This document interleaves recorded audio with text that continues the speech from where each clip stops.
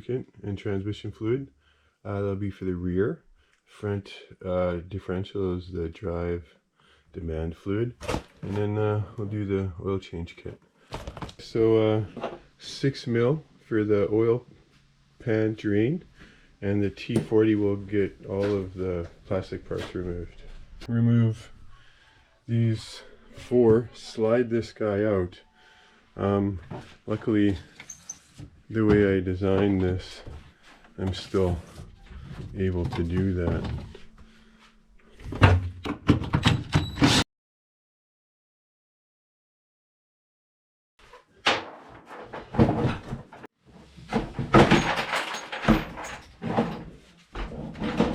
That wasn't so bad. Okay guys, so we'll be using that and that. Both of those will help out with obviously adding and removing oil. So let's place this guy under the crankcase. You see him somewhere around there. First off though, make sure you're in park and the engine has cooled, which it is cooled. We're going to remove both the seats and the access panel. Seats out, panels out. Okay guys, so I'm removing this guy as well. There's just 2 Torx screws that went right here, the same size Torx that you use everywhere. I think it's a 16.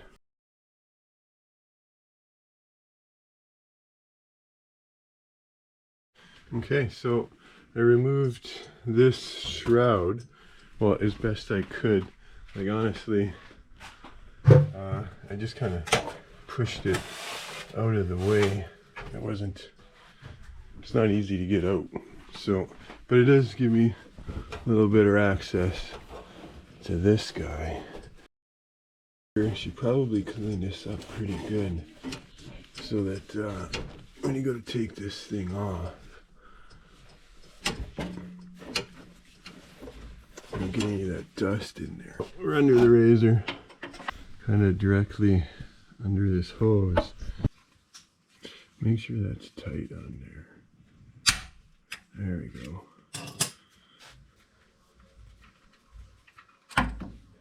Not too bad.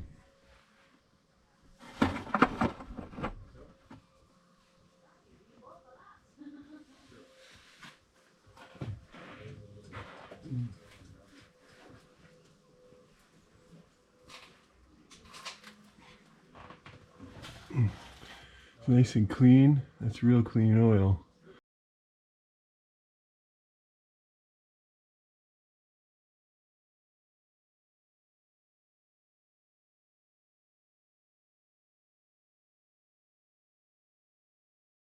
The next time I do this, I'm going to buy a magnetic one and make sure that anything in there I can as far as shavings go.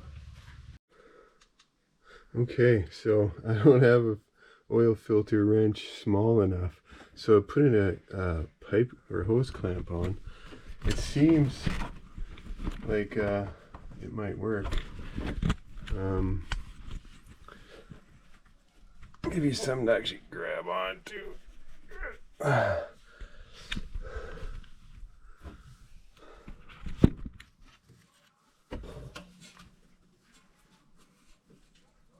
Yeah, it's working.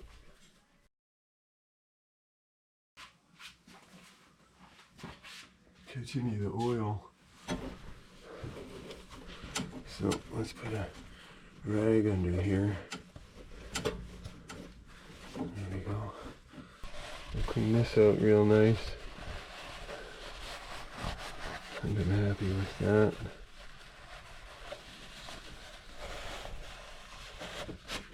That looks good. Oil around the ring. The ring looks good. They say make sure that it does look good.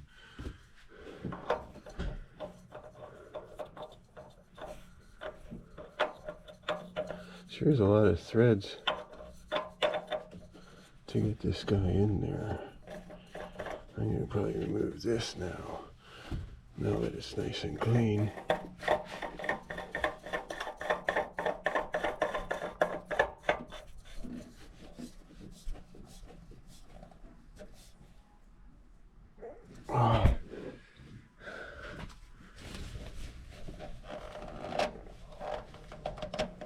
Okay, I think that's on there pretty good. Okay, that step's done.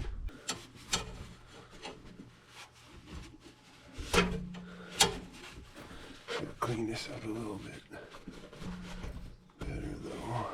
Okay, I think that's good. Okay, at this point it says you're good to reinstall access panel and seats, but what I'm going to do, since I'm already in here, take a look at this air filter.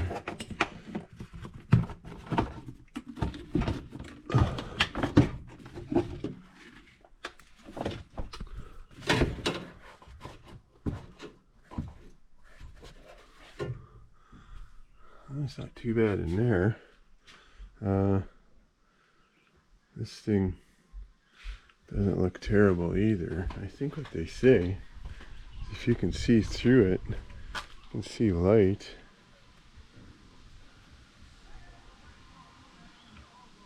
It looks pretty good. Next time I do an oil change, I'm going to get a different filter. Get something better than the stock stuff. Still, there's a certain amount of grease on there, so I think we're good there. Okay, also, I think maybe give this a good wipe before you put your airbox on. I noticed too, this little V right here, like, I don't understand why it wouldn't be like all the way. Why is there that little notch there? It doesn't really make any sense. If you guys see that on yours, leave a comment. I wonder if that's just my unit or everyone's. Also, there's a little like a sifter valve here. So if your water in water up to here, this is gonna then go into your airbox. So this is not snorkeled. I'm just gonna clean around the oil fill here.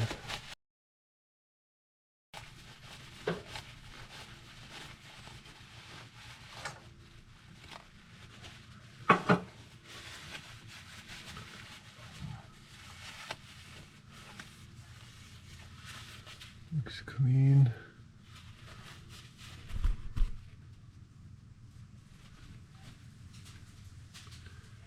Definitely keeps that part clean. Okay guys, so it looks like we need 2.5 quarts of oil.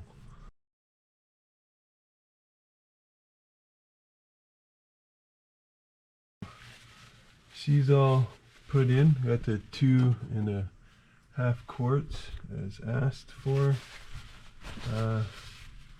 Clean this lid up a little bit. Okay, this looks like it's going to be in my way, so I'm going to remove that. Definitely way easier to get at now. Okay, so this is the fill or the oil level check. I do want to drain it. I want to double check that you know, my break-in period did everything correctly and that I don't have any shards in there mixing up after I do my oil change. So what I did is use the box end, and that was a lot easier to break. This hole right there,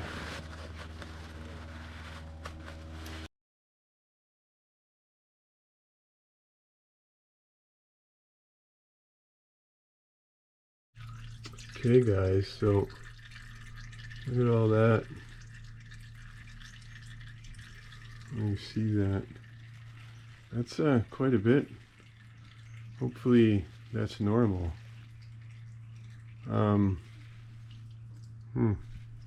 Luckily there's a magnet there. Another reason why change all these fluids right after break-in. Haven't seen one of these before. Just screws right on. Super handy. So since I found, hose just goes in there, you just pump and it'll go up. Since I found all of that crud on my on the dipstick plug, I'm going to put this back in, I'm going to squirt a few pumps, and then I'm going to see if I get some more stuff out of it. Thinking that much.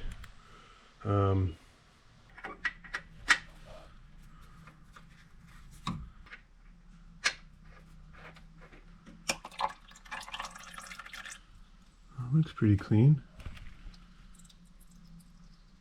Well, you know, as far as peace of mind goes, I'm glad that I did that. Break-in period must have did what it needed to do. Okay. Now we're just going to fill this until it comes out the drain hole there.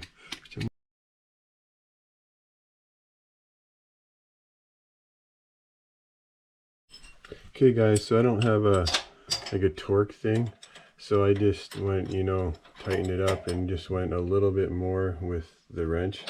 Same thing at the bottom. She's all filled up.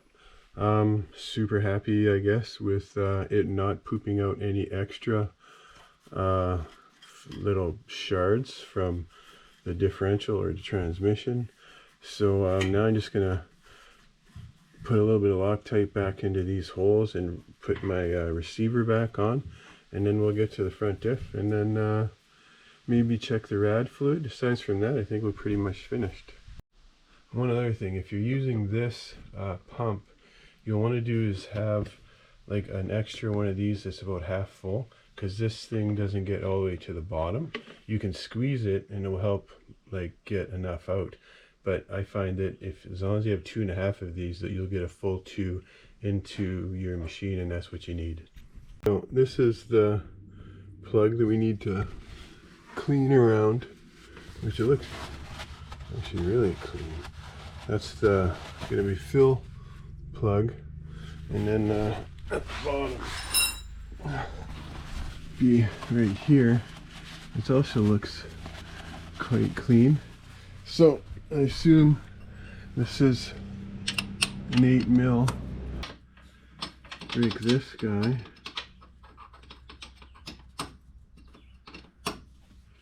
So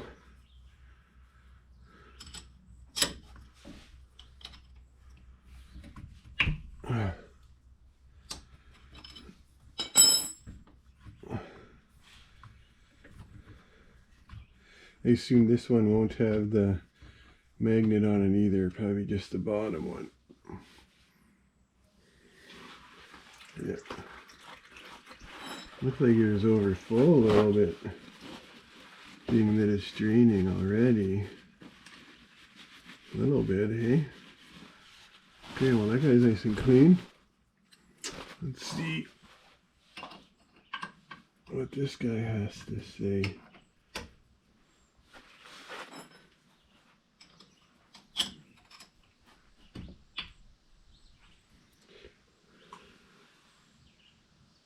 Oh, that's the wrong way, eh? Definitely don't want to go the wrong way. I find too that when you're undoing this, push up until you know that all the threads are out. Do it a few extra times. Should hear a little bit of a click, and then pull out. It's not too bad. I don't know, is that a little milky? I'm not sure if that is.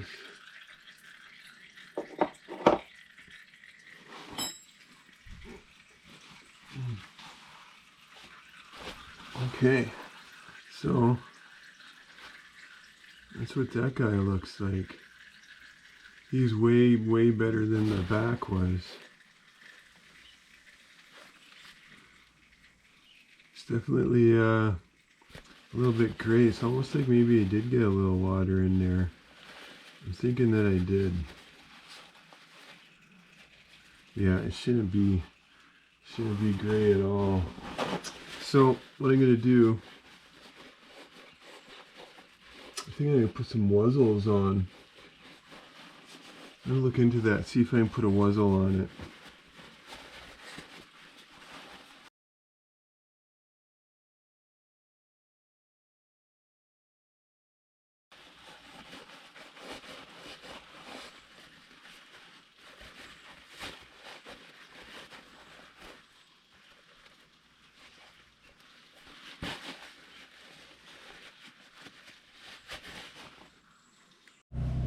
Okay guys, so now that we're changing fluid through this thing, we don't want to put AGL into into the front diff, right? So this is the on demand.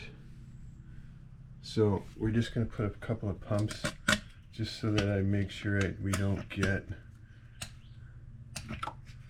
just a couple pumps. That way we won't get any of that AGL in the front.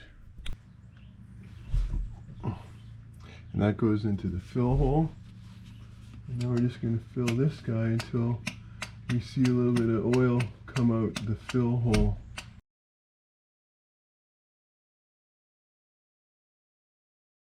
You can see it's oozed out a little bit. I think you can see that, a little bit of oozing just right there. So I'm going to put that plug back in now that it's all cleaned up. Alright guys, so if we're going to check the rad fluid and you have a speaker, and here's the cap for the rad fluid, what they say is that when it's cold, it should be right here. Now mine's way down there, so I'm not sure why that is. I'm definitely gonna have to add some rad fluid as well. But another thing to check anyways, kind of an ass pain behind the speaker, but at least it's only a couple of screws. I assume you don't need to go back there a whole bunch of times either. Okay guys, so the only thing I have to do is put the cargo box back in, torque it all down, and start the motor, let it run for a few minutes, shut her off, take a look, see if we got any leaks. If not, hit the trails. Okay guys, just started it, let it run for 3 minutes. Pretty much there right now. I'm not going to shut it off and wait for 3 minutes, and then we'll check the oil. In the meantime, it's saying that we're supposed to look for leaks. Look for leaks, even though they said to put the engine cowl back on and put the seats back in. I have to remember that for next time. Maybe check all this stuff previously. Clean around this dipstick. Nice and clean. The dipstick as well as the end. Right, do all this work. I also make sure that everything's clean when you go to put it back in. Okay, put it back in.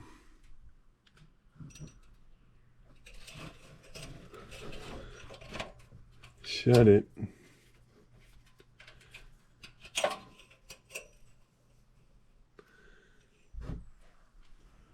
Okay, so looks like I'm about 7/8 to that second line or dot there, the circle. I think we're good.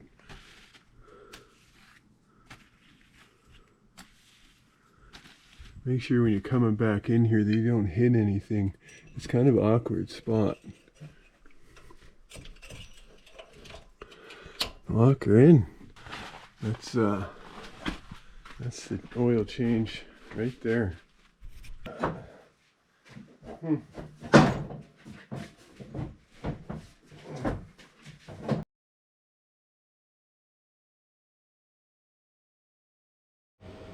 Alright guys, just wanted to add that after you remove the cargo box, your seats access panel, you could use that the 550 DeWalt pressure washer, the battery powered one, and just clean all that stuff with the pressure washer. Do that even with the drain plugs on the front and rear diff. If you do that prior to doing your oil change, then you'll have obviously a cleaner surface to work with, and maybe after that just let all that stuff dry prior to doing your oil changes. You don't want any water in any of those areas, but it would definitely be a lot cleaner and less chance of any dust falling in while you are doing your oil changes. Thanks guys, thanks for watching.